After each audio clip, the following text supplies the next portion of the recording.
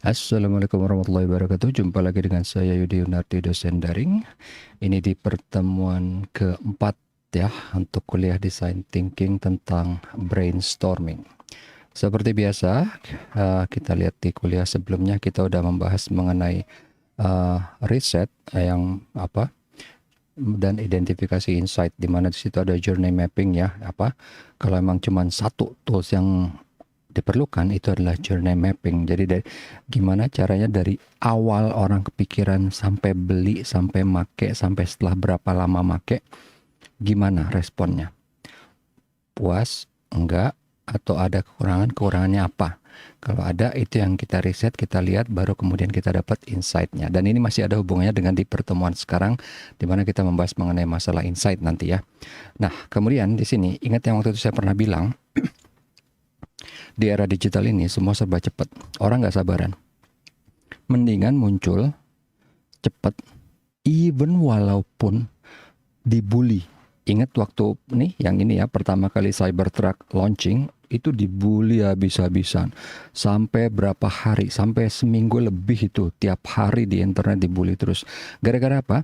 Ini lihat nih, katanya kan dia kacanya anti peluru, tapi dilempar batu dengan pelan aja, itu retaknya kelihatan gitu ya. Terlepas dari itu emang fitur atau enggak, tapi intinya waktu itu dibully ya habis-habisan. Tapi dia udah muncul. Coba sekarang, orang inget nggak buliannya? Enggak. Karena apa? Yang saya waktu itu kasih lihat videonya kan, si Cybertruck itu dia ngasih video sesudahnya itu tentang si Cybertruck tarik-tarikan sama Porsche dan dia menang. Bukan cuma itu aja, videonya dibikin heboh kan. Dia menang bukan cuma lagi balapan melaju sendiri, tapi dia sambil narik satu mobil Porsche di belakangnya. Itu aja udah bisa membuat orang lupa mengenai masalah bully-buliannya itu kan. Jadi intinya di sini adalah kecepatan. Jadi bukan berarti cepat tapi seradak seruduk, tapi daripada uh, bagus banget tapi telat kayak BlackBerry, mendingan cepet tapi agak hancur sedikit gak apa-apa gitu loh. Toh akhirnya tetap bisa recover. Buktinya apa? Kemarin itu si Elon Musk kan jadi orang terkaya di dunia dengan si Teslanya ini kan. Gitu. Jadi walaupun ya produknya kan mobil Tesla seri S, seri E, seri X, seri Y gitu ya. Kan nggak semuanya bagus banget gitu kan, tetap aja. Bahkan ada yang bilang ada yang saya lupa ada merek lain banyak deh ya untuk mobil ini, mobil elektrik. Apalagi si Porsche juga udah ngeluarin, Ferrari juga udah ngeluarin, BMW udah ngeluarin gitu kan, udah banyak gitu. Tapi tetap aja dia menang karena apa? Presence di internetnya tetap dijaga, tetap ada gitu ya. Oke, kemudian lanjut, kita sekarang akan ngeliat di kuliah pertemuan hari ini.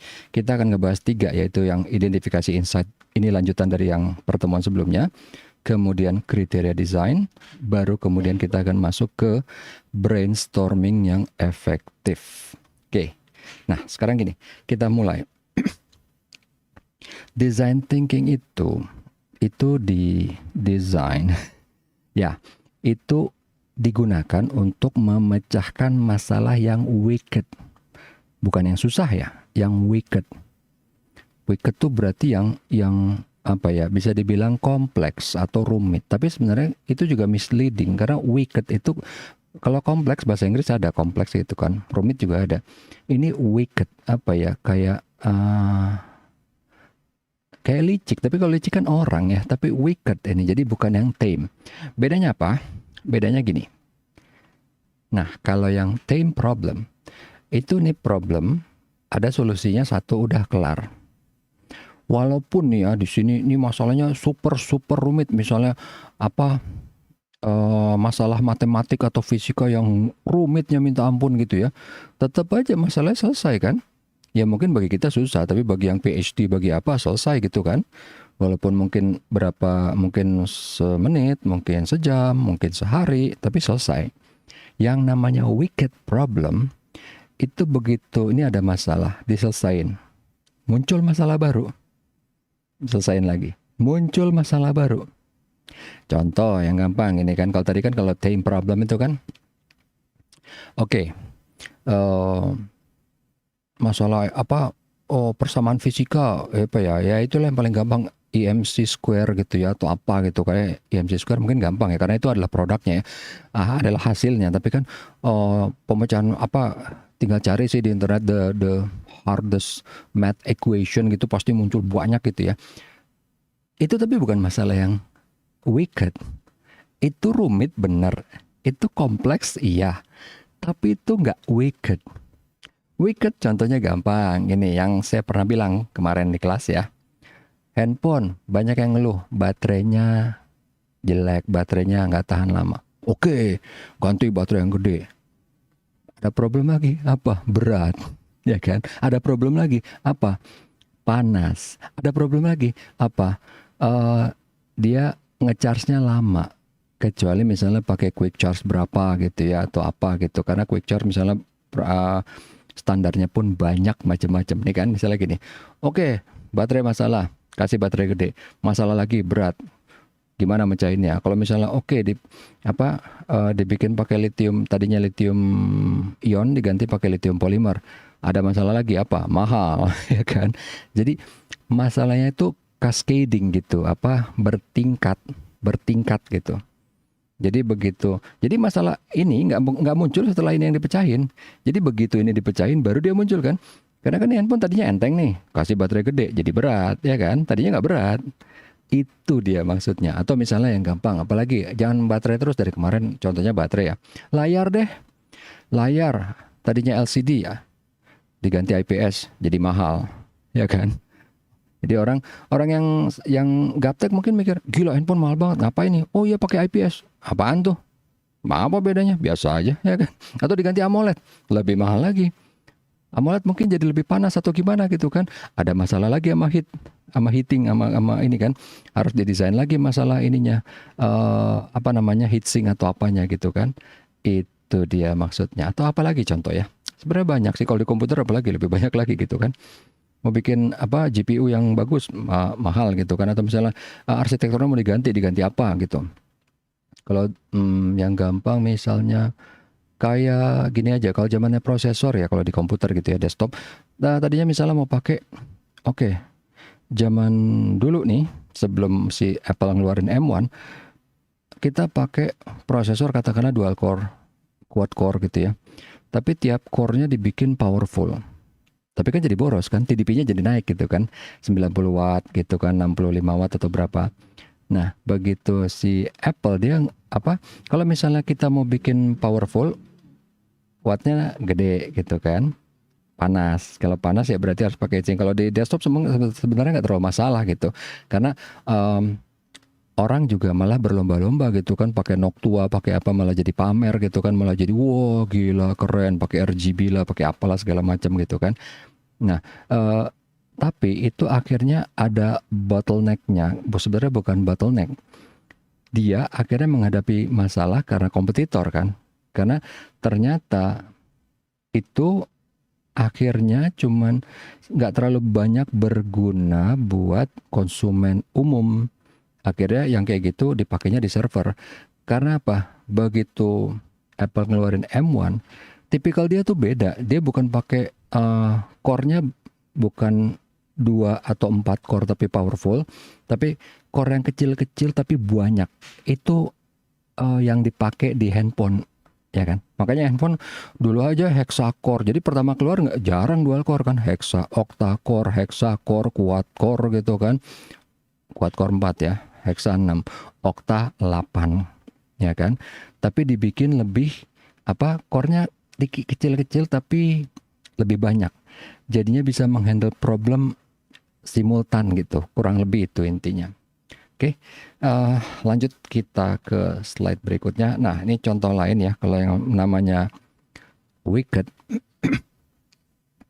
Mungkin dulu waktu awal pertama kali handphone orang masih pakai touchscreen, itu kan agak-agak belum terbiasa. Jadinya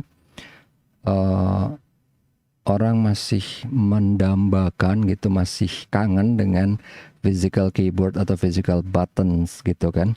Akhirnya keluarlah gini kan, ini handphone yang bisa sliding keyboardnya, tapi ini kan susah ngetik ya pas yang atas nih, kena ininya, plus lagi jadi lebih berat, plus lagi di sini ada masalah, pasti pakai stiker atau pakai apa kan. Kalau misalnya ini pakai casing, jadi tambah berat lagi, jadi tambah gede lagi gitu. Akhirnya nggak dipakai. Maksudnya ini dulu pernah keluar, sempat ada yang pakai. Coba sekarang lihat, ada nggak? Nggak ada. Atau ini, kalau ini kan tadi di samping sideways ya, kalau ini yang di bawah gitu kan. Sama juga masalahnya. Bahkan ini masalahnya agak lebih krusial karena zaman dulu si iPhone itu masih ada tombol di tengah nih, home button ya. Home button di sini ketutup. Ya kan? Muncul lagi problem baru buat dia. Kalau buat dia enggak ya. Buat dia muncul lagi problem baru gitu kan. Belum lagi masalah ini koneksinya pakai apa dia nih. Kalau misalnya ini koneksi ke apa? Ini koneksinya misalnya pakai hardware gitu ya. Apa dia masih bisa ngecharge apa enggak? Pas lagi ngecharge dia bisa pakai keyboard apa enggak? Biasanya enggak. Masalah lagi kan. Terus kalau jadi tambah gede, tambah berat, oke itu biasa gitu ya. Nah, kalau ini waktu itu kemunculannya di apa agak mendahului zaman karena saya kenal ini dari tahun 90-an udah ada. Cuman infrared itu kan response time-nya lambat banget. Jadi waktu itu ini memecahkan masalah tersandung dengan teknologi karena saat itu masih lambat. Even sekarang itu udah jauh lebih cepat dari dulu, tapi tetap nggak lebih cepat dari respons layar ataupun keyboard fisik. Jadi tetap ini ada masalah. Nih masalahnya cascadingnya pasti wicketnya internal di dalam, masalah teknis gitu ya. Oke, kalau misalnya nih, dibikin respons time-nya lebih cepat, boros banget baterainya, harus pakai listrik dicolok. Percuma, nggak portable lagi kan, nggak ada gunanya. Itu dia yang belum terpecahkan sampai sekarang. Makanya kenapa ini tuh apa ya? Udah ada misalnya kalau nggak salah di Android box, bukan box yang kecil tapi yang gede yang sekaligus proyektor gitu ya. Saya pernah lihat di videonya di YouTube gitu.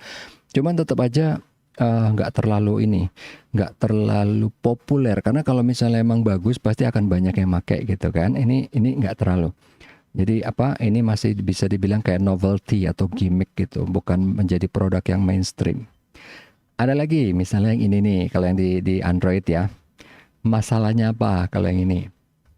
Udah jadi dong keyboard sama ini gitu kan. Kalau misalnya mau dipakai oke, kalau enggak tinggal di slide dicabut. Tapi ini masalah pas penggunaannya. Ini nih, cancelnya lemes atau kuat. Kalau lemes, oblak dong, mau pakai nggak bisa. Kalau misalnya kuat, seberapa kuat?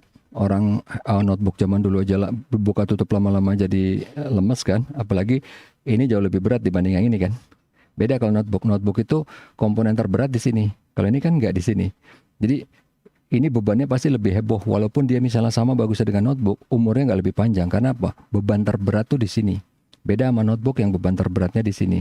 Jadi pas geser gerak-gerak dikit, ini apa tekanannya nggak gede gitu. Karena kan layar tuh enteng ya. Layar notebook enteng dibanding body ya, dibanding base-nya. Muncul masalah baru kan. Engsel. Dibikin engsel lebih powerful. Percuma. Karena apa? Bobot terberat di sini. Bobot terberat di sini. Jadi kalau mau, ini yang paling masuk akal bikin sini. Cuman masalahnya nutupin speaker, nutupin port charging, nutupin home button. Ya walaupun sekarang udah nggak ada home button ya, udah kayak gini. Itu dia. Itu yang dibilang wicked problem. Jadi mecahin masalah yang satu, udah pecah yang satu. Menelorkan masalah lain. Jadi nggak selesai itu. Cuman itu bukan berarti jelek sih. Kenapa? Itu jadi opportunity. Maksudnya gimana? Lah sekarang gini aja. Yang saya kasih contoh apa? Xiaomi Redmi Note 5. Wah, kan mecahin masalah apa, muncul masalah baru. Ya udah keluarin 6. Ada masalah baru, keluarin 7. Masalah baru, keluarin 8. Masalah baru 9. 10, 11, sekarang udah 12 kan? 13 baru keluar. Redmi Note 13. Opportunity, wicked problem emang benar, tapi kan jadi opportunity. Jadi nggak usah takut gitu. Justru itu jadi apa ya? Jadi lahan gitu. Karena kan waduh pusing nih, handphone nggak ada habis. Oh bagus, jadinya kan malah keluar terus gitu kan versi terbaru. Itu dia maksudnya. Oke. Kemudian berikutnya. Nah, sekarang kita lihat di sini. Ini masih apa? Reminder dari yang kemarin gitu ya. Ini kan 4 pertanyaan: what is, what if, what wow, sama what works. Sebelumnya ini di awal kita akan bikin design brief dulu. Ini adalah summary, cuman singkat aja. Contohnya jadi misalnya kita akan bikin handphone mid range yang layarnya misalnya di atas 5 inci misalnya gitu. Harganya antara 2-3 juta. That's it. Oke, dah. Ini design briefnya. Kemudian kita lihat di sini di pasaran yang udah ada apa? Either yang sejenis ataupun yang comparable. Zamannya waktu iPhone pertama keluar itu kan nggak ada yang sejenis iPhone. Jadi yang comparable, ya kan? Yang ada apa aja? Apa sih yang ada? Semua sebutin di sini fiturnya. Kemudian nih kan journey mappingnya. Journey mapping ini bukan journey mapping dari masing-masing kompetitor, panjang banget kan. Journey mapping dari produk itu aja secara general. Orang pertama lihat, terus ada nggak kesulitannya? Nyari barangnya susah nggak? Bisa jadi opportunity kan kalau nyari barangnya susah. Kayak saya waktu itu dengan si Motorola Droid Max itu kan. Nyari barangnya susah nggak? Terus misalnya kalau beli cash atau kredit bisa nggak, ya kan? Kemudian pas sudah selesai beli, unboxingnya gimana, pakai pertama gimana, update-nya gimana, setelah selesai 7 hari pakai gimana, 30 hari pakai gimana, oke? Nah, itu journey mapping. Kemudian di value chain analysis kan ngelihat, oke, kita mau buat nih, tadi kan layar di atas 5 inci.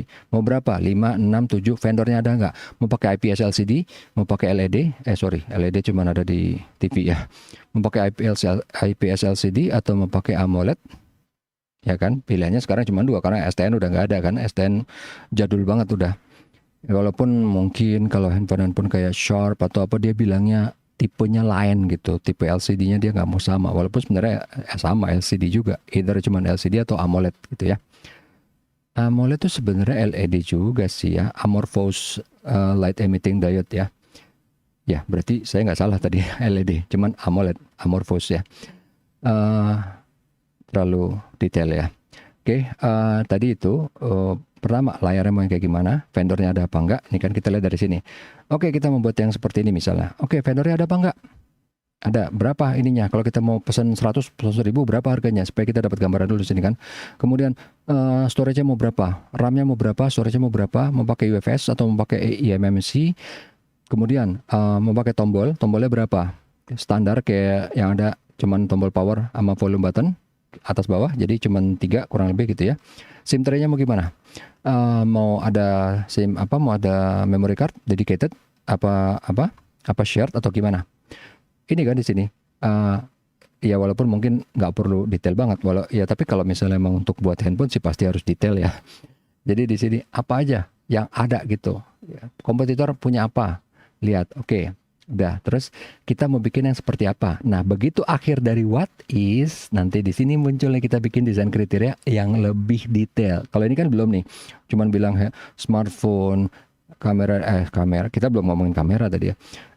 Layar di atas 5 inci, pokoknya harga di antara 2 sampai 3 juta misalnya gitu kan. Di sini baru ntar lebih detail, karena setelah kita mempertimbangkan, oke, kita punya vendor siapa aja, kita punya ini siapa aja, baru semuanya di mind mapping gitu kan. Wow, semuanya dipetakan, taruh di sini. Oke, mana yang kita udah punya, mana yang kita belum, mana yang kita belum punya tapi harus misalnya. Karena kompetitor punya gitu, atau yang kita udah punya tapi sebenarnya nggak perlu. Ada dong. Jadi, kayaknya nih yang lain nggak pada pakai ya. Contoh apa nih? Gampang. Samsung Galaxy S4 waktu itu punya apa? Sensor retina, sensor mata. Bukan ini ya, bukan buat login ya, tapi sensor mata itu dipakai buat ini, baca PDF. Sebenarnya nggak penting banget gitu buat baca PDF. Jadi kalau kita matanya berpaling, dia bisa mendetek harusnya, sehingga layarnya ngedim atau gimana gitu. Tapi pertama nggak penting banget. Kedua niatnya buat bikin baterai lebih irit kan, malah jadi lebih boros, karena kan sensor itu juga butuh tenaga dong, ya kan. Mendingan dia otomatis ngedim aja biasa gitu, nggak ada masalah, lebih simple gitu kan. Itu, atau mungkin kayak sensor barometer lah, apalah gitu kan. Dulu sempat banyak tuh, selain Samsung juga ada yang pakai yang lain gitu kan. Ya nggak tahu gitu ya penting apa nggak. Sempat ada yang pakai tekanan darah juga kan. Ya akhirnya kan dipecah. Ya udah sih, itu tinggal pas di smartwatch aja gitu kan. Ngapain gitu di handphone ada? Gak penting kan itu. Atau ada yang misalnya kita harusnya ada, kita storage-nya masih pakai eMMC, yang lain udah pakai UFS misalnya, karena jauh lebih cepat ya kan. Begitu pakai UFS, mungkin kita chipset prosesor bisa diturunin sedikit, karena kan UFS jauh lebih cepat kan, itunya diturunin lebih sedikit. Atau enggak misalnya sehingga GPU-nya juga bisa diturunin lebih sedikit.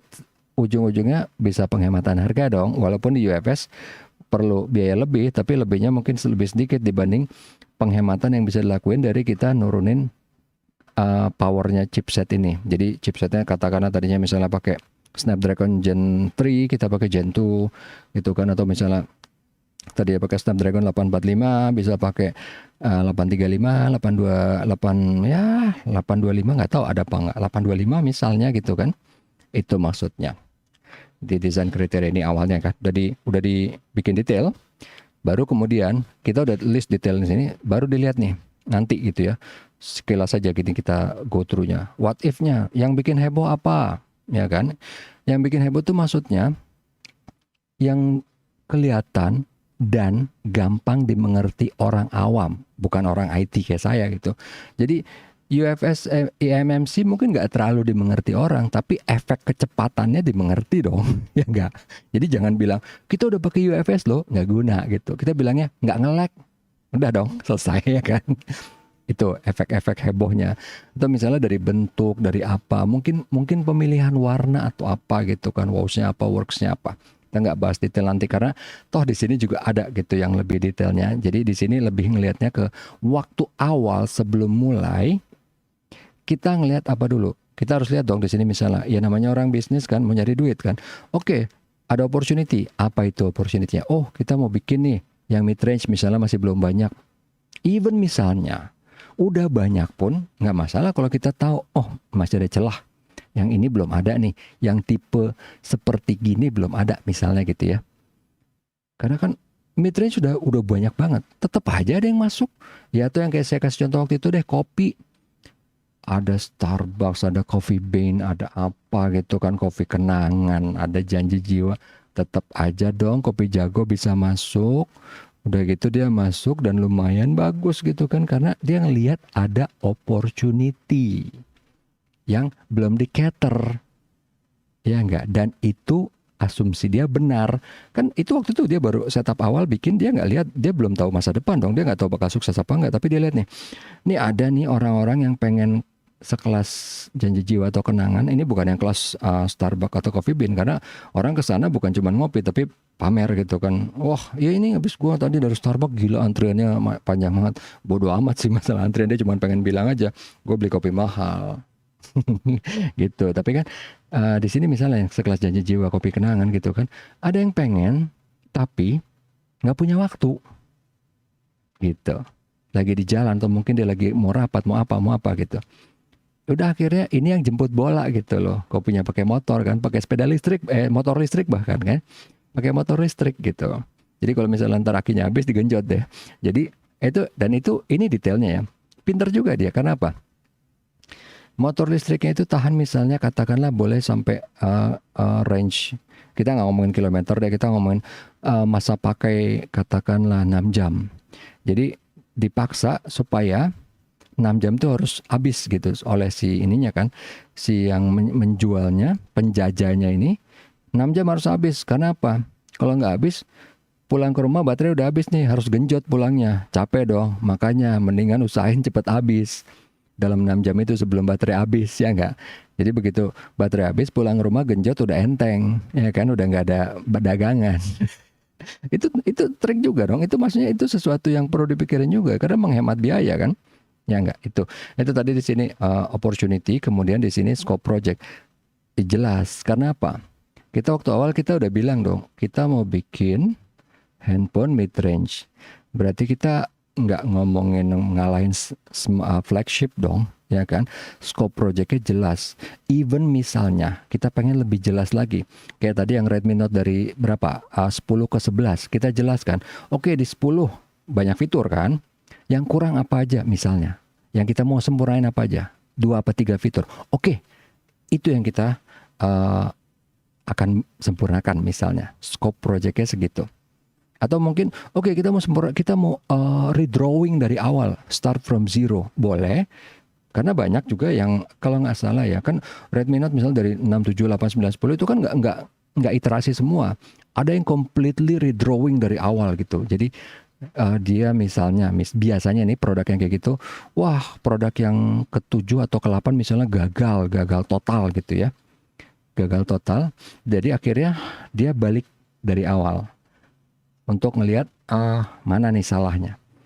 Nggak ada yang malu-maluin gitu, biasa aja. Karena apa? Samsung Galaxy Note 4 sempat kayak gitu kan.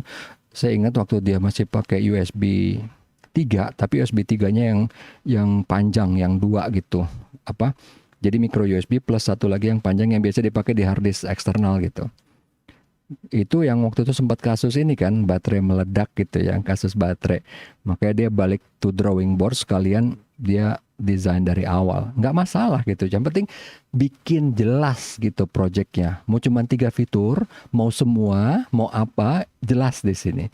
Jadi yang ikut project juga tahu bebannya di mana nih. Kemudian bikin desain bridge-nya. Oke, kita bikin apa-apa. Baru bikin plan. Terus masuk ke sini. Nah, pas di sini balik ke contoh tadi misalnya yang si Samsung Galaxy Note 4. Oke. Waktu itu pesaingnya siapa? Atau misalnya kalau kita mau ngebahas masalah kita di baterai. Kenapa kok bisa meledak? Kok yang lain nggak meledak? Kasarnya gitu dong. Kok yang lain nggak meledak? Kok kita meledak gitu kan? Apa gara-gara pemakaian? Apa gara-gara charger? Apa gara-gara kabel? Atau gara-gara suhu? Atau gara-gara apa gitu? Kok yang lain nggak meledak? Oke, dari baterai punya kita. Kenapa? Note 3 enggak, Note 2 enggak, S4 enggak, S3 enggak. Kenapa? Ya kan? Oh, dari vendor. Vendornya misalnya sama atau enggak? Kalau sama, kenapa sekarang kayak gitu? Kalau misalnya beda, kenapa ganti? Ada apa dengan vendor baru? Bukannya waktu itu udah di review atau apa, bla bla bla. Banyak gitu yang bisa dibahas kan.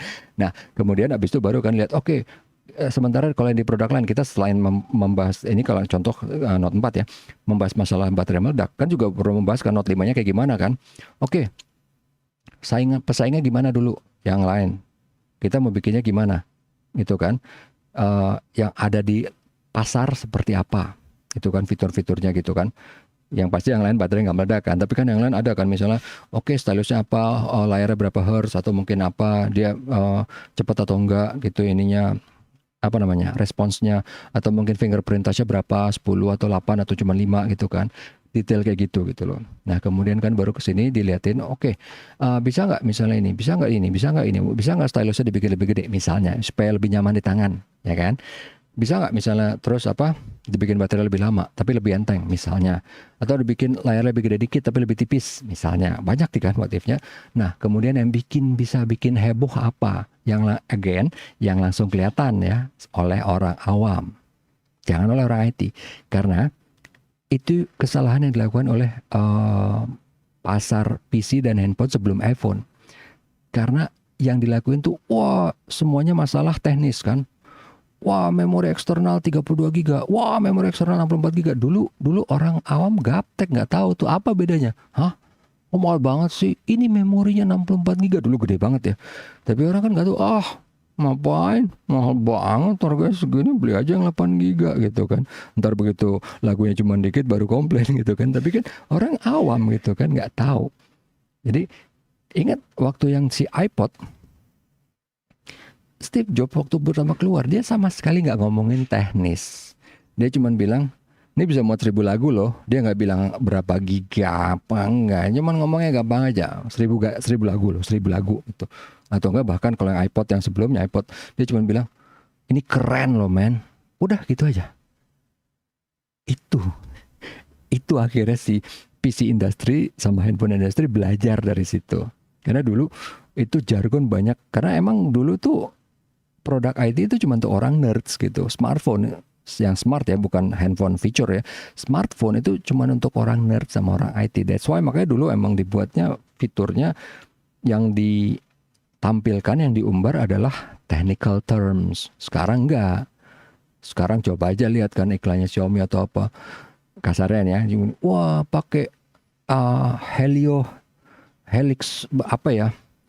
Helio G99 yang amat sangat kencang sekali. Walaupun sebenarnya kalau orang IT kita tahu ya itu nggak kencang-kencang banget sih. Cuman kan heboh kan, iklannya beda kayak zaman dulu. Sangat kencang sekali, Anda bisa lebih cepat bekerja, bla bla bla gitu kan. Karena sekarang udah dibikin lebih tanda kutip ya emosional gitu, lebih emosional. Itu tadi maksud di sini di what if apa aja gitu kan. Nah, di sini baru nanti ini yang inti pertemuan kita, brainstorm ideas. Apa aja. What if itu apa aja. Oke. Pengen apa aja yang udah ada gitu ya. Jangan yang ngarang gitu. Kalau yang ngarang, kita bikin setipis kertas atau bisa tahan bom atau apa, belum ada. Kalau udah ada oke gitu. Kalau belum ada kan itu bukan brainstorming itu. itu itu itu ngaco itu kan. Jadi brainstorming apa aja gitu. Di sini nanti kita brainstorming baru ntar kita bikin konsep. Oke, misalnya kan udah dari fitur segitu banyak. Oke. Ini. Baru nanti kan kita pilih di sini kan. Kita bikin konsep, kita terus bikin napkin pages. Nanti napkin pages ini kita bahas di pertemuan berikutnya. Tapi intinya tuh kayak coret-coretan aja. Coret-coretan. Jadi kan kalau di sini tadi kan desain kriteria itu detail banget. Tapi di napkin pages itu enggak. Itu cuma coret-coretan. Nggak terlalu ringkas, tapi nggak terlalu detail banget. Intinya apa? Ini buat dibawa kemana-mana. Jadi karena kan ini pasti berhari-hari, berminggu-minggu, berbulan-bulan. Jadi ntar pas lagi ngopi, pas lagi apa, kan kita nggak selalu bawa handphone, nggak selalu bawa notebook dong, nggak selalu bawa tablet gitu kan. Lagi ngopi, lagi kemana, lagi di WC, lagi apa gitu, apalagi ngobrol sama orang, lagi ada orang lewat, misalnya kita nggak tahu kan, kalau misalnya handphone ini lo suka nggak, misalnya gitu kan. Orang itu kan nggak kenal, daripada kita bawa tablet gitu kan, PR. Itu maksudnya kenapa dibikin napkin pages. Nah, di sini baru nanti kan dari semua itu akan dibabat di sini. Apa sih yang beneran bikin wow, yang beneran bikin orang tertarik untuk beli dulu gitu kan, tertarik untuk lihat, bikin heboh gitu kan. Jadi ibarat kata nih kalau kayak cewek kan make upnya yang kayak gimana gitu. Ini di sini nih yang bikin wow.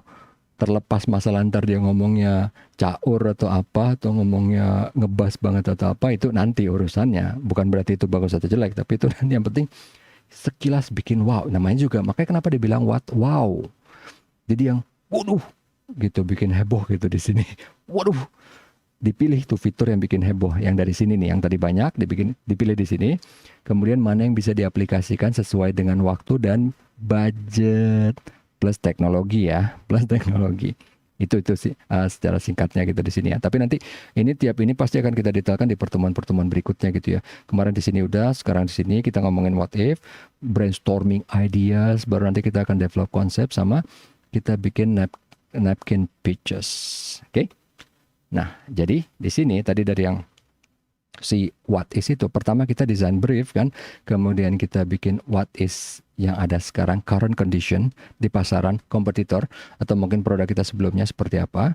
Kemudian kita lihat journey mapping, kita riset tadi kan. Dari situ kita dapat insight kan. Oh, customer pakai produk kita seperti ini. Misalnya kita existing ya. Kalau yang new produk kan, customer pakai produk si kompetitor itu kayak gini. Itu maksudnya. Jadi kan ada banyak produk yang niatnya misalnya peruntukannya apa, tapi ternyata akhirnya dipakai customernya beda gitu. Itu aja. Ya, contoh yang paling gampang itu kan yang misalnya, oh ini tadinya si handphone ini dibikin kamera yang super canggih, yang super mahal, yang super bagus, itu emang buat sinematografi, buat para fotografer. Cuman akhirnya dipakai juga sama orang awam karena suka gitu kan, kameranya bisa pamer gitu kan, bisa dipuji-puji orang, gila lo kamera lo keren banget, aduh handphone lo kamera keren banget, aduh gitu kan. Atau mungkin ada lagi apa dulu, BlackBerry peruntukannya kan buat corporate. Kalau kalian misalnya dulu udah sempat lihat ya, itu benar-benar pure buat bisnis, buat corporate. Coba akhirnya waktu itu di Indonesia dipakai di mana? Buat apa? Buat BBM-an. Yang pakai anak-anak sekolah. Beda gitu kan tujuannya. Akhirnya baru BlackBerry ngeluarin Gemini. Dulunya tuh BlackBerry desainnya datar banget kan. Nggak ada warna, semuanya hitam doang. Nggak ada warna-warni apa, nggak ada kamera, bodo amat mau ada mau nggak gitu kan. Orang buat kantor. Itu dia maksudnya. Insight ini nggak cuman dari ini ya. Dari orang makanya gini tuh. Orang misalnya dia beli, orang tuh beli gimana caranya, pakai gimana caranya, tapi kadang-kadang ada juga hal-hal yang fringe gitu ya, yang agak aneh gitu kan. Ya kayak kasusnya BlackBerry yang masih iPhone tadi, terutama yang BlackBerry sih, itu yang paling parah banget. Karena itu cuma di Indonesia doang, di luar negeri enggak. Walaupun akhirnya luar negeri orang lebih prefer iPhone jadinya gitu ya. Waktu pas saya di Singapura bagaimana, di kita doang tuh yang heboh BlackBerry, semua anak-anak SMA kuliah BlackBerry. Makanya waktu itu pas ada orang dari luar gitu ke sini bingung gitu kan. Nih anak-anak pakai BlackBerry ngapain gitu? Kok apa mereka udah kerja apa enggak? Ini dipakai buat BBM-an doang. Itu dia. Jadi hal-hal kayak gitu. Akhirnya kan toh BlackBerry juga tunduk kan. Akhirnya dia ngeluarin Gemini gitu. Oke. Ya, ini sudah diidentifikasi insight. Kemudian nanti kita akan masuk berikutnya ke kriteria desain. Oke, kriteria desain. Jadi tadi di sini kita sebelumnya tadi udah ngelakuin riset, udah journey mapping, udah dapat insight. Kemudian kita akan melakukan desain kriteria. Apa sih ini sebenarnya? Desain kriteria itu sebenarnya kalau tadi di sini yang brief, ini yang singkat over apa? Kayak cuman bukan ringkasan ya, overview gitu ya, yang cuman short aja. Di sini ini adalah explicit goals-nya kita kalau mau melakukan suatu project. Jadi benar-benar udah detail. Kita mau bikin apa? Kita mau bikin smartphone mid range. Fiturnya udah jelas semuanya apa gitu ya. Bukan berarti itu nggak berubah, cuman udah dibikin sejelas mungkin. Yang pasti di sini udah ada explicit goals-nya. Jadi di sini udah menyangkut perkiraan budget, waktu gitu ya, sama keterbatasan teknologi kalau misalnya ada biasanya gitu kan. Apalagi kalau misalnya ini contohnya berhubungan dengan designing smartphone gitu ya. Jadi di sini desain kriteria, kemudian kan udah ada nih ya, kita mau bikin apa-apa. Misalnya dibikin detail, ya detail itu kan mungkin nggak super detail banget. Ya walaupun bisa aja kalau misalnya emang perusahaannya gede dia bikin detail banget. Tapi nanti di brainstorming ini pasti akan ada penambahan atau pengurangan. Jadi di sini kan kita udah bikin nih kayak plan-nya gitu ya, rencananya untuk si project ini. Kemudian kita brainstorming dong. Kita brainstorming ngebahas fitur-fitur tadi plus ngebahas competitor yang udah ada apa. Kalau misalnya ini emang merupakan produk lanjutan kayak Xiaomi Redmi Note 7 ke 8, 8 ke 9 dan seterusnya, ngebandingin juga dengan yang sebelumnya. Yang sebelumnya pasti ada dong kurangnya apa. Kita tinggal lihat either dari YouTube Tech Reviewer atau mungkin dari forum gitu kan, dari di GSM Arena kan ada juga itu user review ya. Tinggal lihat dari situ. Nah, kemudian kita brainstorming di sini nih. Oke, kita lihat apa nih fitur-fiturnya yang misalnya mau ditambahin gitu. Ada yang mau ditambahin, ada yang mau dinaikin, ada yang mau diperbaikin, ada yang mau dikurangin, ada yang mau dihilangin, ya kan? Di sini nih, di list semua. Baru kemudian kita dapat konsep developmentnya. Jadi di sini udah detail gitu kan. Nah, ini udah masuk kira-kira nanti bikinnya itu gimana? Maksudnya bukan berarti kan bikin smartphone kan rumit ya. Vendor LCD-nya siapa? Vendor baterainya siapa? Baterainya kayak gimana bentuknya? Panjang, lebar, tingginya berapa? Jadi udah ini tuh.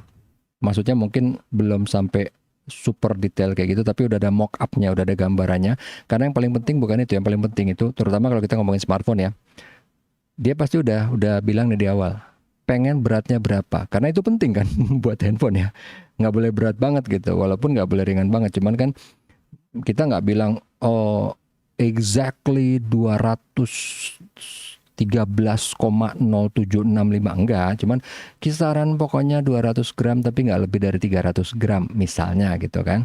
Karena kita pertama mungkin di predecessornya di sebelumnya Xiaomi Redmi Note 7 mungkin ya cuman 200, masa yang 8 tiba-tiba 600 gram, nggak mungkin kan, terlalu heboh gitu. Karena orang malah jadinya lari gitu, nggak mau gitu kan bawa telepon hampir setengah kilo, hampir sekilo gitu kan.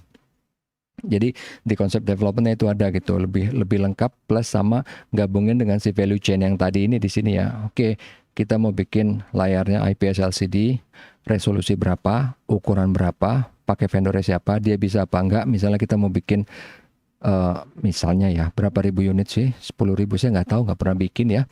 Anggaplah 10.000, mungkin dikit banget kalau buat seluruh dunia ya. Misalnya batch pertama 10.000 unit, oke bisa nggak si vendor itu, tinggal ntar di kontak bla bla bla segala macam gitu kan. Oke, udah di sini di konsep development bikin, kemudian nanti di sini baru kita napkin Pijama Learning Guide gitu ya.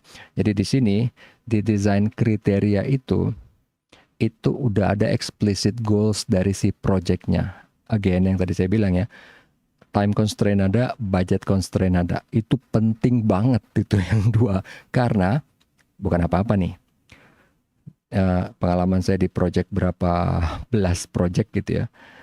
Sejago-jagonya orang bikin rencana, itu dua hal itu pasti berubah.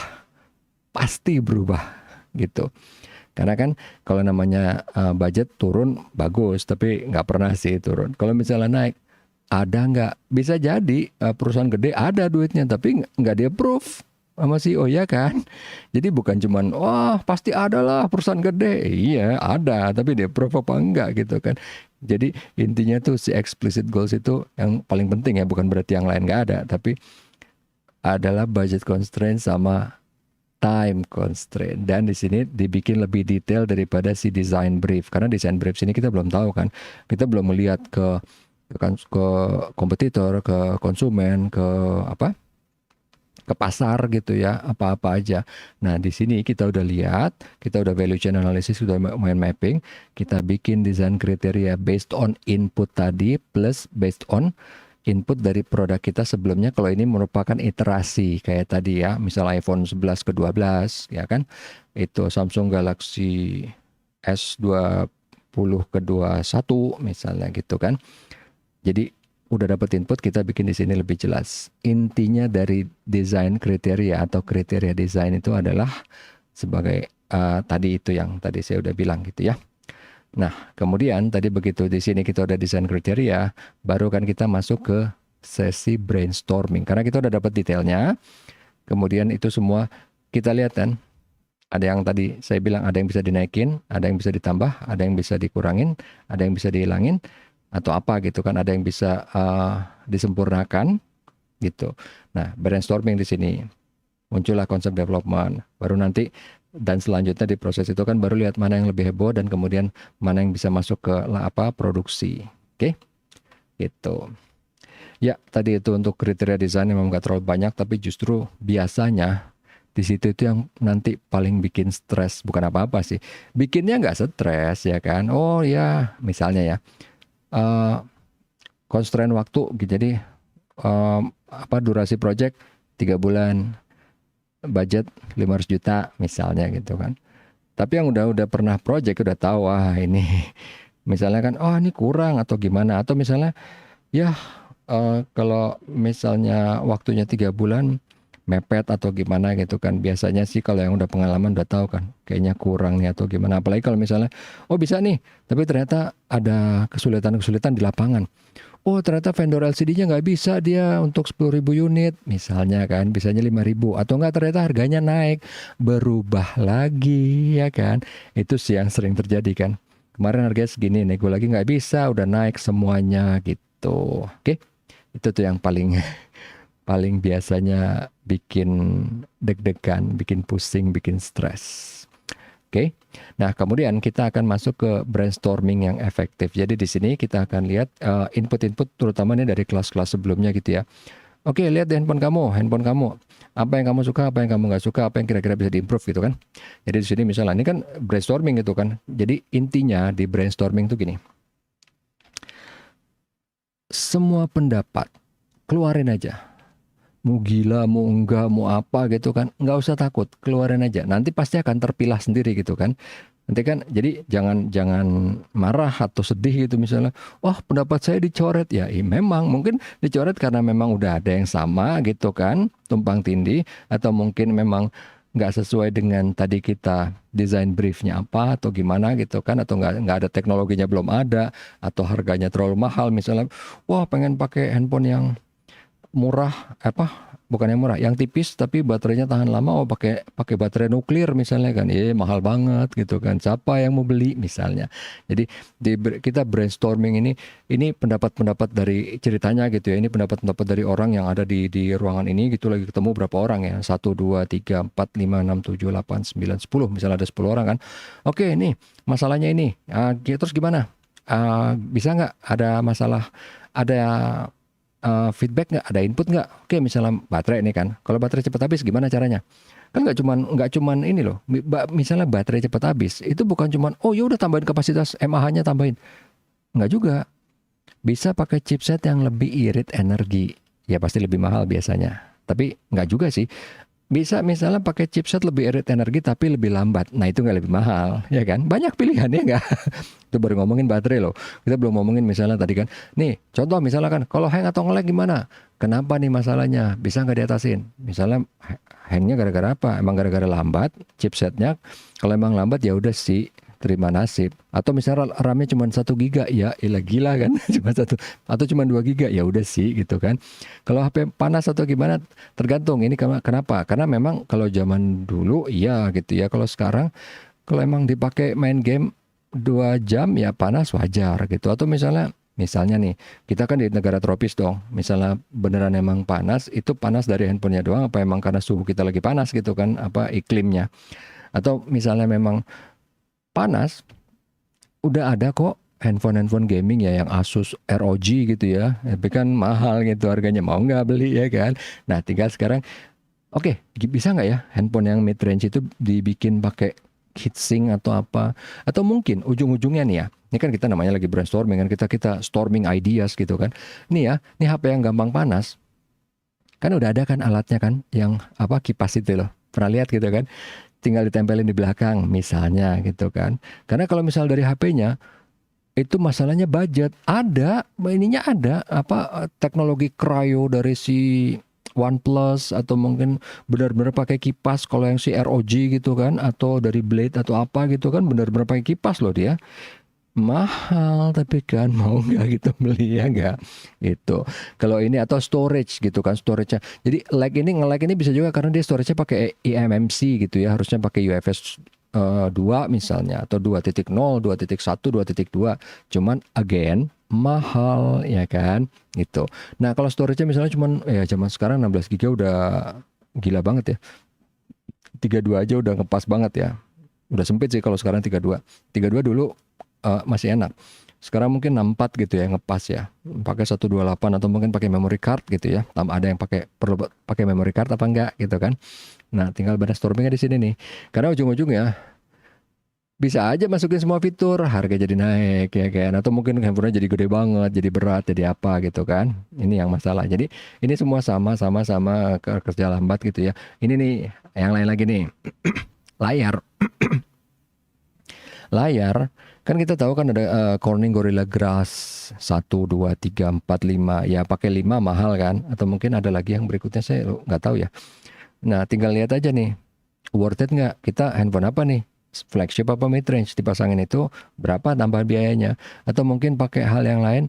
Walaupun ini bisa ya. Jadi layarnya dibikin agak lebih masuk ke dalam kayak handphone zaman dulu jadinya.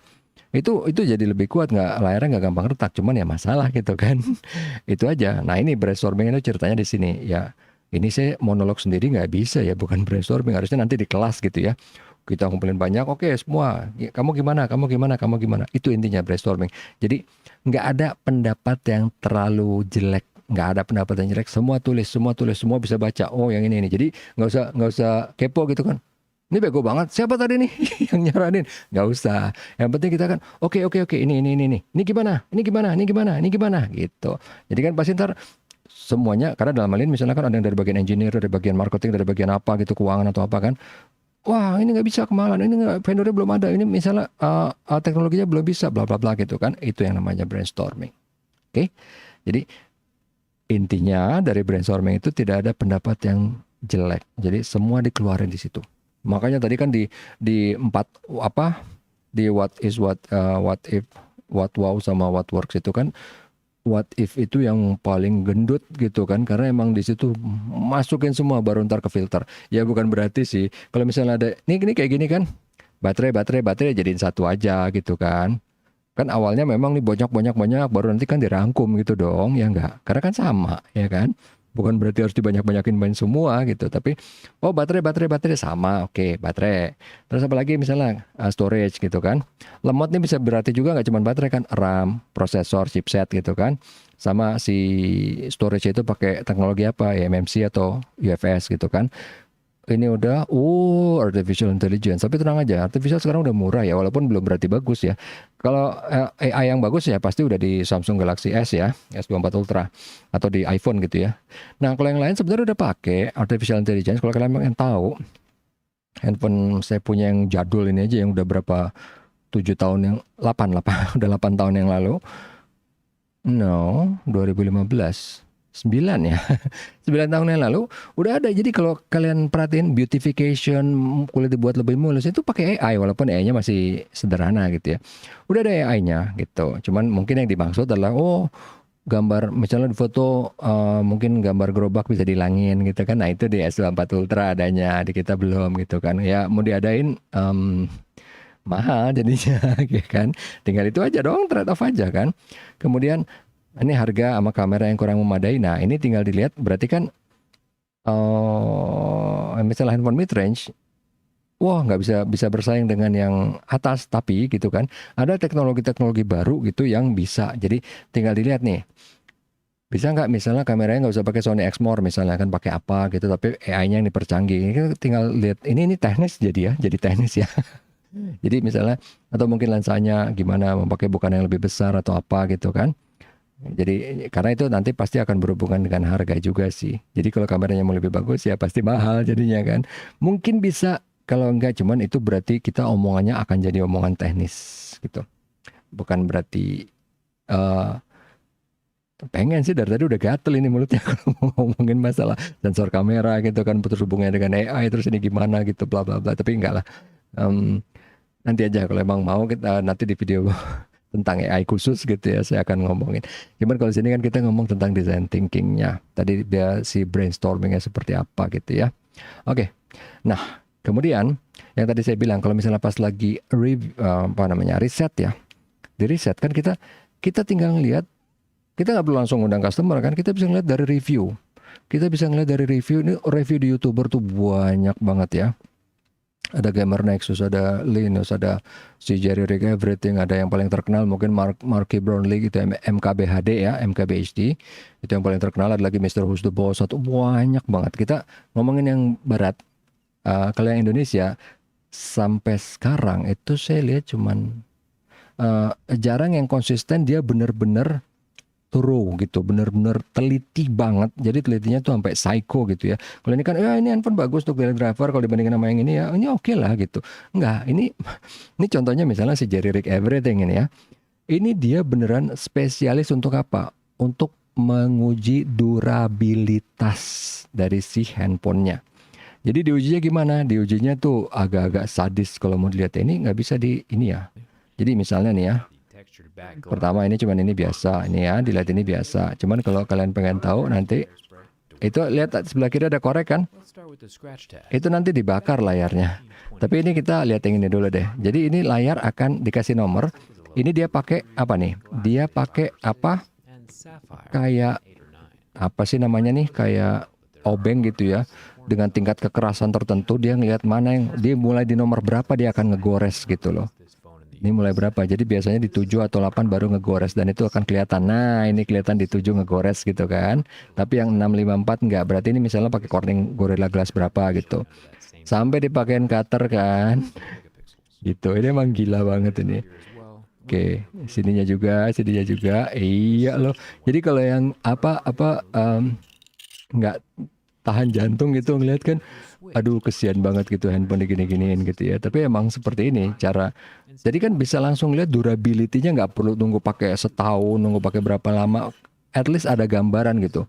Oh dia seberapa tahan titaniumnya, aluminiumnya, plastiknya gitu kan. Ininya. Oke, sampai di cutter ke belakang juga dicongkel-congkel gitu kan. Oke, belakangnya ini juga di cutter. Oh, berarti masih kena gitu kan. Detail gitu ininya. Oke, ini udah. Ini yang saya bilang ya. Pakai lama loh ini, nggak sebentar. Dibakar ya. Dibakar sambil tetap dijalanin gitu kan. Iya loh. Jadi banyak gitu kalau mau lihat yang detail, udah mulai ini ya. Udah mulai iyalah, berapa lama itu dibakar pakai korek gitu kan. Cuma nanti walaupun ini ya agak hilang sedikit banget lah, cuman tetap iyalah tadi berapa detik itu. Oke, fingerprint masih jalan, ini masih jalan gitu kan. Tapi ini udah ya misalnya digedein, tapi tetap fingerprintnya tetap jalan. Berarti bagus nih si OnePlus kan. Nah, tapi saya mau kasih tahu ininya nih. Tara nih kan. Oke, ini sampai diuji apa nih? Dipatahin dua, dipatahin dua gitu kan? Kuat apa enggak? Oh ya semua handphone nggak kuat dong? Enggak, ada handphone yang kuat loh. Dipatahin dua gini nggak bisa. Tapi kalau ini kan patah nih ya. Jadi udah kelihatan nih kan, udah patah dua walaupun masih masih masih bisa jalan gitu kan. Tapi ntar nih iya loh, dipatahin beneran dipatahin gitu kan. Jadi ini sebenarnya mungkin terlalu ekstrim ya, tapi paling nggak bisa jadi dapat input buat si, dalam hal ini buat si perusahaannya pembuat handphone ya, tahu kan. Oke, kan dia berarti ngeliat, oh ya udah nggak apa-apa, emang kita nggak bikin pakai frame yang kuat-kuat banget karena ntar jadi mahal ya, nggak masalah. Tapi paling nggak untuk yang tadi itu kan masalah durability apa-apa dia bisa dapat input kan. Oke, berarti ternyata Gorilla Glass-nya cukup strong karena dibanding yang lain rata-rata emang di nomor 7 misalnya gitu kan. Atau yang lain lagi apanya si frame samping gitu kan. Wah, vendornya bilang katanya anti cutter, ternyata enggak nih buktinya gitu misalnya gitu, atau yang lain lagi gitu ya. Oke, ini saya nggak terusin sampai ini karena kesian mungkin ada yang lihat udah nggak tega kan. Kalau tapi yang mau nonton bisa nama channelnya Jerry Rig Everything gitu ya. Toh linknya di sini juga ada, atau search di langsung ke YouTube juga bisa. Kemudian kalau yang tadi loh kok nggak bisa? Oke, ini yang kedua. Kalau tadi ada yang nanya kan, wah semua handphone pasti dipatahin, bisa dong? Enggak ya. Jadi kalau ini kita lihat ya. Ini sama kayak tadi kan, pertama di apa coret-coret apa pakai ini, lihat ya, ini pakai kayak obeng yang tajam. Di nomor berapa nanti sama aja ya, rata-rata di nomor 7 atau 8 gitu ya. Nah, kalau ini kalau iPhone lama jadi di nomor 6 sampai 7 itu udah mulai baret ya bahasanya gitu. Oke. Nah, ini kita nggak bahas ininya lah. Cuman kalau yang pengen tahu ya, pengen tahu ngelihat ini juga di tes ininya loh, di tes bakar-bakaran, karena itu emang ininya dia tuh, ritualnya dia gitu ya. Kalau ini kan kegores kebaret, ini kan karena iPhone lama nih ya. Oke, ini nggak tega mungkin yang lihat ya, kita skip aja terusin.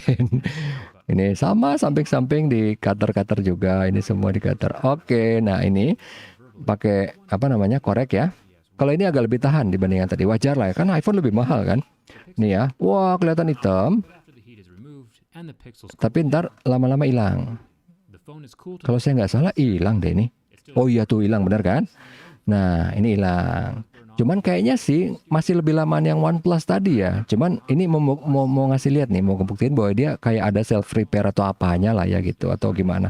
Cuman kayaknya ini nggak lebih lama dibanding yang tadi, lebih lama tuh. Nah ini ya, ini mau dipatahin nggak bisa karena framenya kuat gitu. Jadi ini mau ngebuktiin kan durability testnya gitu kan.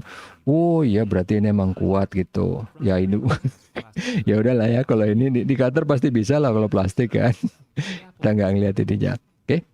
Itu tadi kalau mau ngeliat, jadi di internet pun ada gitu kalau kita mau riset untuk produk, either itu produk kita sendiri, produk kita yang sebelumnya gitu ya, iterasi kayak Redmi Note 7-nya, yang 6-nya atau sebelumnya. Sekarang misalnya kita mau buat yang 9, 10 atau yang mana, atau mungkin produk kompetitor, ada gitu channel YouTube yang ngebahas mau dia yang sopan atau yang nggak sopan kayak gini kan, kayak si Jerry Rig Everything ini. Ya kalau yang sopan itu kayak make MKBHD atau mungkin kayak Linus, nggak terlalu bagus sekarang ya. Kalau cuman ya mungkin kalau masih ada yang suka ya nggak apa-apa. Tapi atau kalau si The Gamer Nexus emang kebanyakan untuk PC gitu ya. Tapi kalau untuk yang berhubungan sama smartphone itu bisa juga yang si Mr. Who's the Boss, itu juga bagus gitu ya. Tapi intinya banyak gitu. Yang detail. Jadi detailnya tuh beneran detail. Yang inputnya bisa dipakai oleh perusahaan. That's why makanya mereka banyak dapat sponsor gitu kan. Karena apa? Perusahaan melihat benefit dari review mereka. Gitu. Oke. Ya. Ini udah. Nah, kemudian, again, ini yang tadi saya bilang, dulu awal-awal ingat masalah visualisasi, bahwa visualisasi itu memang hal yang paling penting. Karena apa? Kalau even tadi sebelum saya nunjukin video si Jerry Rig Everything, kalau saya cuma bilang, ada review gini, biasa aja gitu. Pas ngeliat videonya baru dong heboh kan. Hah? Dibakar pakai korek, pakai cutter, ya kan? Itu visualisasi itu emang penting buat manusia gitu ya. Buktinya gampang aja tuh, lihat banyak cewek-cewek pakai makeup buat apa? Visual kan? Nggak ada gitu yang aku mau make up hatiku gitu, nggak ada gitu. Karena pasti visual gitu ya, di luar yang kelihatan di visualisasi. Jadi karena di sini baru kan visualisasi itu encompass semua gitu dari awal sampai akhir harus visual. Karena kan kalau kayak kita brainstorming deh misalnya nggak ditulis, verbal aja, nggak ada gitu yang ngomong pasti kan.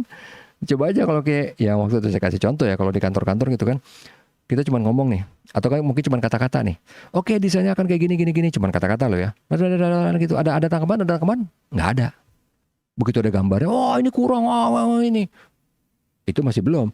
Begitu ada mock up-nya barangnya, lebih banyak lagi. Kok kayaknya jelek ya? Kok kayaknya kotak ya? Kok kayaknya tipis ya? Kok kayaknya tebel ya? Kok kayaknya berat ya? Kok kayaknya ringan? Visualisasi. Manusia emang kayak gitu ya. Kalau tadi ini kan kita brainstorming kita kan kalau kita bisa rangkum itu kan pertama dari baterai, layar, memori, sama kamera. Ini contoh aja tadi ya untuk brainstormingnya. Nanti di kelas kita akan praktek brainstormingnya yang beneran gitu. Kalau ini kan karena ya saya cuma sendiri di sini gitu kan, nggak rame-rame. Kalau rame-rame baru kelihatan nanti itu efek brainstormingnya. Oke? Nah ini contoh tadi ya. Tadi kan kita ngebahas masalah contoh aja gitu ya baterai gitu kan. Udah ada loh handphone yang segede apa yang kalian mau baterainya, lihat ya, lithium polymer 13.200 mAh, lebih gede dari power bank dong ya, tapi beratnya setengah kilo. Mau nggak beli? Harganya biasa loh, jadi bukan harga kayak flagship ya, harganya bukan 10-20 juta, enggak, harganya kalau saya nggak salah ini kisaran 3-5 tergantung fitur ya. Karena si Ulefone ini dia bikin banyak gitu emang handphone yang gede-gede kayak gini. Fiturnya kan kalau ini mungkin agak-agak bagusan gitu ya. Nih kameranya bagus. Mungkin kalau yang mau lebih di bawah ini bisa. Harganya kayaknya 3 jutaan gitu dapat. Mau nggak nih? Nenteng-nenteng setengah kilo? Nggak mau pasti. Padahal kita tadinya pengen baterainya yang tahan lama. Begitu ada. Enggak deh kayaknya 400 gram ya di kantong jatuh langsung robek kok kantongnya kalau kantong baju ya gitu kan, nggak mau pasti. Berarti si perusahaan memang pas ngedesain juga mikir nih, nggak bisa nih kayak gini. Ada produknya tapi itu cuman buat orang tertentu, misalnya kan di kilang minyak lepas pantai atau apa gitu yang memang perlu, atau yang mungkin yang di kutub utara ekspedisi apa gitu kan. Tapi kalau orang-orang biasa mungkin solusinya itu adalah quick charging. Bukan wireless ya, bukan wireless charging karena itu malah lambat. Quick charging 4 misalnya bisa cepat banget gitu ya kan. Jadi baterai habis ya udah ngecharge 5 menit bisa 60% lagi misalnya gitu kan. Atau misalnya tinggal bawa chargernya yang tipis, batok chargernya ya enggak gitu. Kita nggak ngomongin power bank, itu beda lagi gitu kan karena itu another product ya. Kalau ini kan adalah produk yang melekat kepada smartphone-nya gitu ya, kayak quick charging atau mungkin si batok charger itu kan masih berhubungan ke handphone ya. Kalau power bank beda lagi gitu kan, itu another produk yang complementary ke dia, tapi bukan augmented ke produknya kan. Oke? Ya, kemudian kalau ada ini juga ngebahas waktu itu ada yang bilang, ini kalau misalnya ini dong, what if-nya kameranya udah nggak perlu ditaruh di atas, yang di layar udah ada barangnya, mahal tapi kan. Atau wireless charging udah ada, cuman gini ya, ini teknis ya, wireless charging itu lebih lambat daripada charging pakai kabel.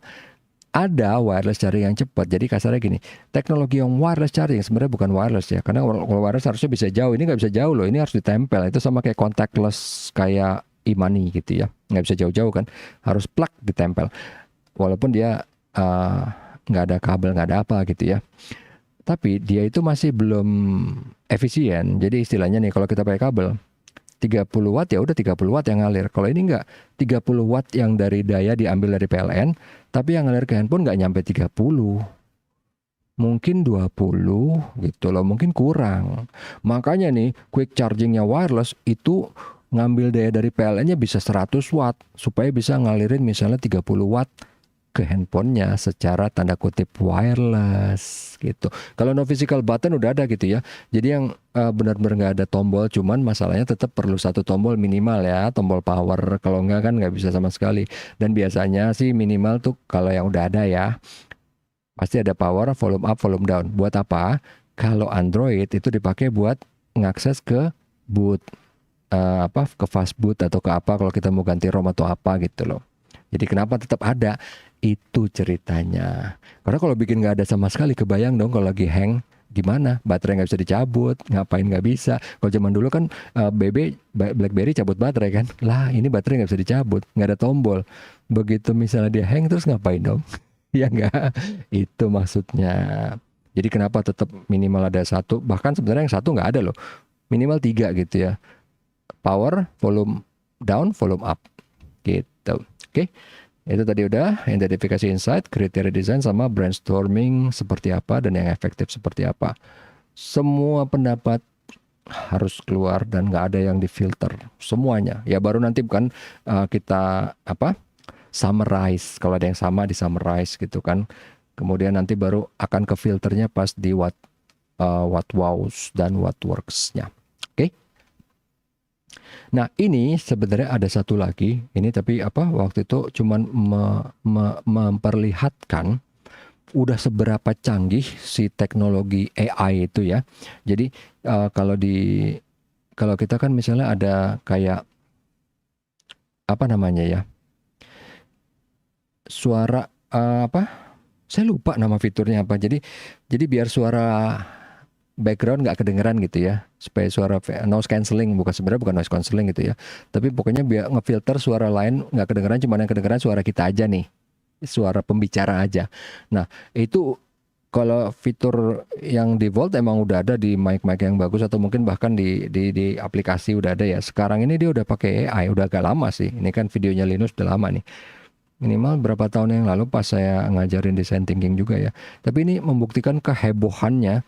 Jadi walaupun suara sekitarnya super keras banget, berisik banget, suara dia tetap kedengeran. Jadi di sini ada, misalnya kita kasih contoh, ini biasa nih ya. Ini masih biasa.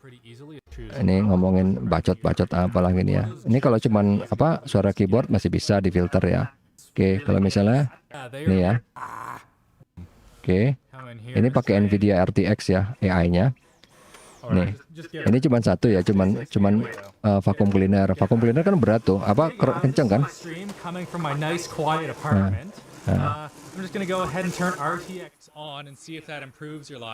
Nggak kedengeran kan suara vacuum cleanernya? Oke, ini drum, dia ngetok-ngetok meja. Oke, nah kemudian coba ini kalau misal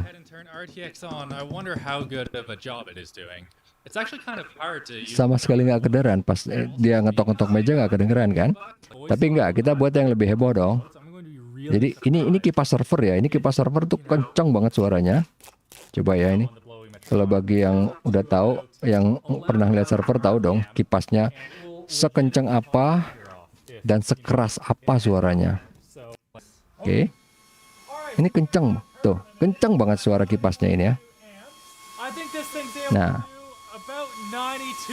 ya, 92 desibel loh, itu sama aja kayak konser musik kalau nggak salah ya. Enggak sih, konser mungkin lebih, tapi ini kencang banget. Nah, oke, nggak kedengeran kan? Nggak kedengeran suara itu aja, nggak kedengeran. Oke, nah sekarang ini gabung semua, suara server, vakum, sama ngetok-ngetok meja. Oke, iya.